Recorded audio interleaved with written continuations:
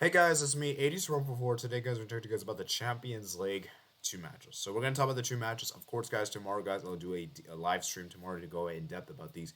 This is simply just my reaction. Let's start with the first game we got here is Manchester City, Atletico Madrid, guys. Manchester City, man, Manchester City. I got this analysis pretty much spot on. And I did say that Atletico Madrid will defensively stifle Manchester City, and it shows how good this Manchester City team is because to play your open brain attacking football, it's not about just about scoring goals. It's about being intuitive and being creative. And I think the introduction of Phil Foden coming on the game really changed the game. And you have to give Pep a lot of kudos there for actually making that change because up until that point, it was very much a dominant performance. Manchester City, they were keeping the possession well, but they just weren't able to find that breakthrough. And this is the thing about these kind of games that you need to have players that gives you that technique. You need to have players that goes against the laws of the game. You need to have players that doesn't do passing, that just gives you something different, extra. And that's what Phil Foden brings. And this is the real dude, guys. I think Phil Foden is actually a pretty good player. I think he is one of the best EPL young players they are.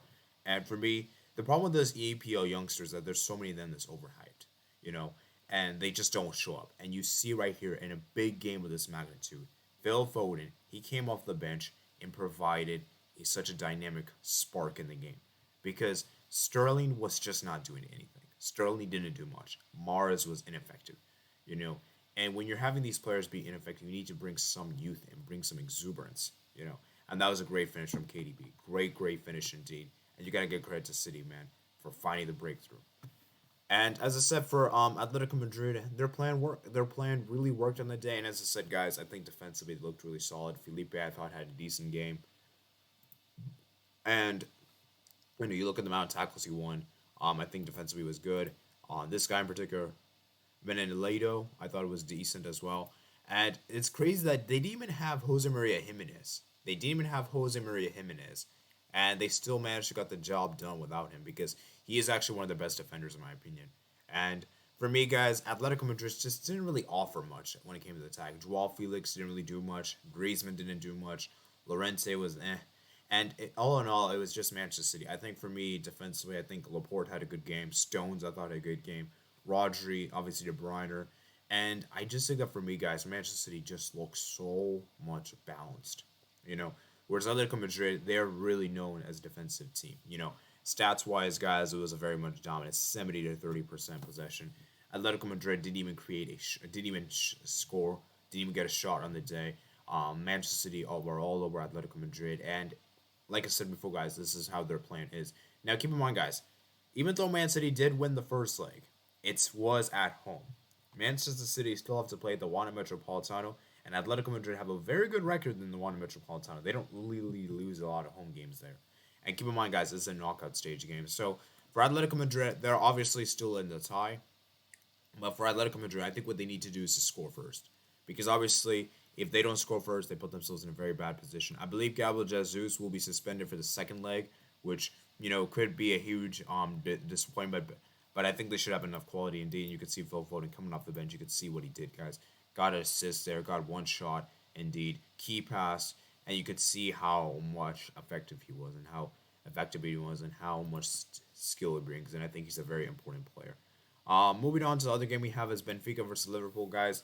Liverpool, man, got the job done early.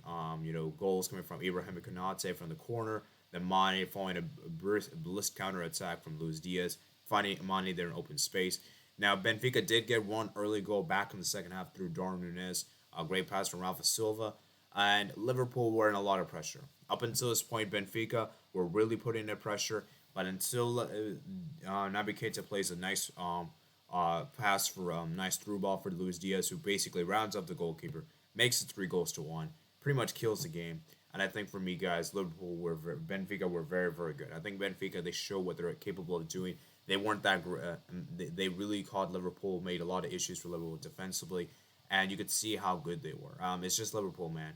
The quality in the end was just the difference maker in the day, and they just were able to get the job done, and that's what really matters in the day. It's just about quality, and I think Liverpool just have more quality because I think the two teams, because honestly, guys, I think Benfica just didn't deserve to lose the game. But Liverpool just have too much quality, and that's the reason why they're able to win this game. Because Jordan Henderson had a good game, Diaz had a good game, Mane had a good game. But you know which player that didn't have a good game? Mohamed Salah. Mohamed Salah was very poor in the day. I didn't think he had a good game. Robertson I thought was good. Trent was good. Van Dijk, Allison had to make some good saves there. Two saves. Viltimius also had to make some a few saves there. As I said, man, Benfica, man, Darwin Nunez, man, coming up big in the Champions League time and time again.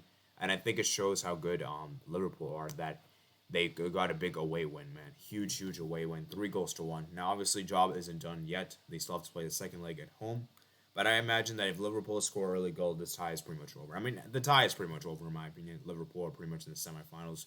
But we all saw that against Inter that we all thought it was over, only to realize that Liverpool were just hanging on. So, it'll be interesting to see how Liverpool approach the second leg and everything like that. So, like I said, guys, congratulations to Liverpool, man. Got a huge, huge away win. As I said, Darwin Nunez, man of the match, in my opinion. Obviously, brilliant. Got a goal and an assist. And like I said, guys, he's just the difference maker. And he always shows up against Benfica. I mean, he has a very good record against Benfica. Obviously, you guys know he used to play for Porto and everything. So I definitely think he had a good performance. So, like I said, guys, this is my quick reactions to the Champions League match that just took place today, guys. Obviously, tomorrow, guys, we're doing a live stream just after the Champions League matches around like 5:15 my time. So, by the time you're watching this in 24 hours times, you will we will do my match reaction stream. So, should be very interesting, guys. Should be very interesting. And comment down below, guys, what you guys think of the two matches. So that's it for today, guys. Hope you guys did enjoy the video, guys. Comment down below your thoughts. Subscribe if you're new here. Like this video if you did enjoy. Make sure you guys check out me my plus the description below, my Twitter, Discord, email, and Twitch, YouTube, and I'll see you guys later. Peace.